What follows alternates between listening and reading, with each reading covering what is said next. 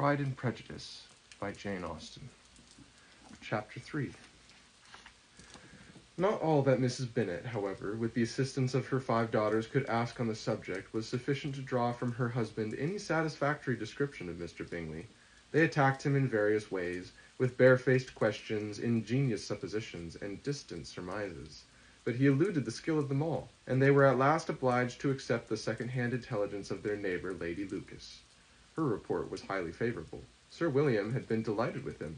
He was quite young, wonderfully handsome, extremely agreeable, and to crown the whole he meant to be at the next assembly with a large party.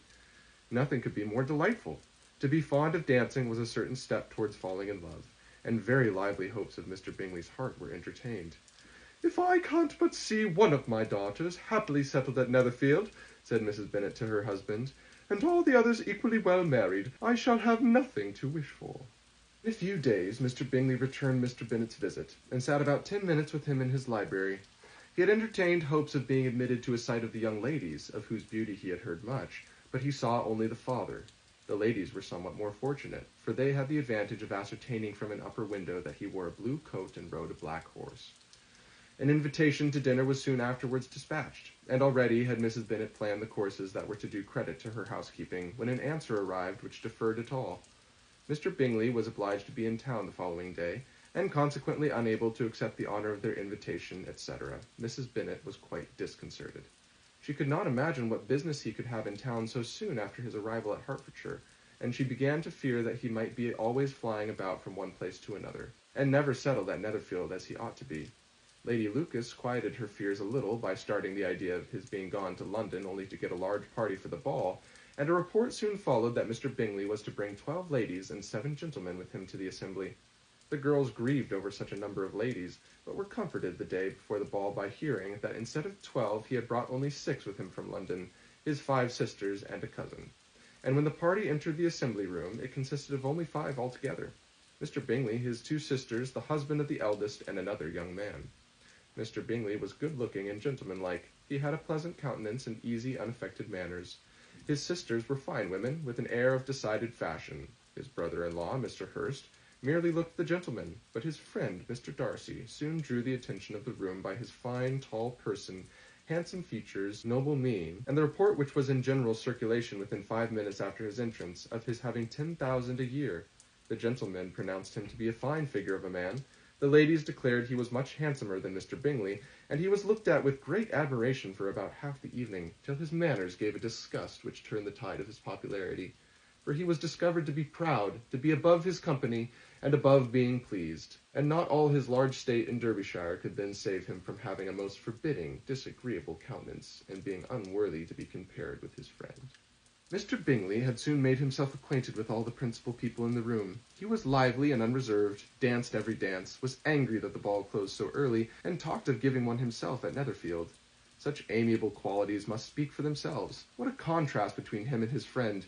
Mr. Darcy danced only once with Mrs. Hurst, and once with Miss Bingley, declined being introduced to any other lady, and spent the rest of the evening in walking about the room, speaking occasionally to one of his own party. His character was decided. He was the proudest, most disagreeable man in the world, and everybody hoped that he would never come there again. Amongst the most violent against him was Mrs. Bennet, whose dislike of his general behaviour was sharpened into particular resentment by his having slighted one of her daughters. Elizabeth Bennet had been obliged by the scarcity of gentlemen to sit down for 2 dances, and during part of that time Mr. Darcy had been standing near enough for her to overhear a conversation between him and Mr. Bingley, who came from the dance for a few minutes to press his friend to join it. "Come, Darcy," said he, "I must have you dance. I hate to see you standing about by yourself in this stupid manner. You had much better dance." "I certainly shall not. You know how I detest it, unless I am particularly acquainted with my partner. At such an assembly as this it would be insupportable. Your sisters are engaged, and there is not another woman in the room whom it would not be a punishment to me to stand up with." "I would not be so fastidious as you are," cried Mr. Bingley. "For a kingdom, upon my honour, I never met with so many pleasant girls in my life as I have this evening, and there are several other of them you see uncommonly pretty." "You are dancing with the only handsome girl in the room," said Mr. Darcy, looking at the eldest Miss Bennet. "Oh, she is the most beautiful creature I ever beheld, but there is one of her sisters sitting down just behind you who is very pretty, and I dare say very agreeable. Do let me ask my partner to introduce you." Which do you mean? And turning round, he looked for a moment at Elizabeth, till, catching her eye, he withdrew his own and coldly said, She is tolerable, but not handsome enough to tempt me, and I am in no humour at present to give consequence to young ladies who are slighted by other men. You had better return to your partner and enjoy her smiles, for you are wasting your time with me. Mr. Bingley followed his advice. Mr. Darcy walked off, and Elizabeth remained with no very cordial feelings towards him. She told the story, however, with great spirit among her friends, for she had a lively, playful disposition, which delighted in anything ridiculous. The evening altogether passed off pleasantly to the whole family. Mrs. Bennet had seen her eldest daughter much admired by the Netherfield party. Mr. Bingley had danced with her twice, and she had been distinguished by his sisters. Jane was as much gratified by this as her mother could be, though in a quieter way. Elizabeth felt Jane's pleasure. Mary had heard herself mentioned to Miss Bingley as the most accomplished girl in the neighbourhood, and Catherine and Lydia had been fortunate enough to be never without partners, which was all that they had yet learnt to care for at a ball. They returned, therefore, in good spirits to Longbourn, the village where they lived, and of which they were the principal inhabitants. They found Mr. Bennet still up. With a book he was regardless of time, and on the present occasion he had a good deal of curiosity as to the event of an evening which had raised such splendid expectations. He had rather hoped that all his wife's views on the stranger would be disappointed, but he soon found that he had a very different story to hear.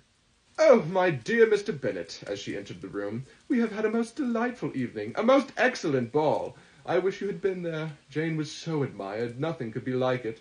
Everybody said how well she looked, and Mr. Bingley thought her quite beautiful, and danced with her twice. Only think of that, my dear! He actually danced with her twice. And she was the only creature in the room that he asked a second time. First of all, he asked Miss Lucas. I was so vexed to see him stand up with her. But, however, he did not admire her at all. Indeed, nobody can, you know. And he seemed quite struck with Jane as she was going down the dance. So he inquired who she was, and got introduced, and asked her for the two next. Then the 2/3 he danced with Miss King, and the 2/4 with Maria Lucas, and the 2/5 with Jane again, and the 2/6 with Lizzie, and the Boulanger. If he had had any compassion for me, cried her husband impatiently, he would not have danced half so much. For God's sake, say no more of his partners. Oh, that he had sprained his ankle in the first dance. Oh, my dear, continued Mrs. Bennet, I am quite delighted with him. He is so excessively handsome, and his sisters are charming women. I never in my life saw anything more elegant than their dresses. I dare say the lace upon Mrs. Hurst's gown—" Here she was interrupted again. Mr. Bennet protested against any description of the finery. She was therefore obliged to seek another branch of the subject, and related, with much bitterness of spirit and some exaggeration, the shocking rudeness of Mr. Darcy. "But I can assure you," she added, "that Lizzie does not lose much by not suiting his fancy, for he is a most disagreeable, horrid man, and not at all worth pleasing. So high and so conceited that there was no enduring him. He walked here and walked there, fancying himself so very great. Not handsome enough to dance with. I wish you had been there, my dear, to give him one of your set-downs. I quite detest the man." End of chapter 3.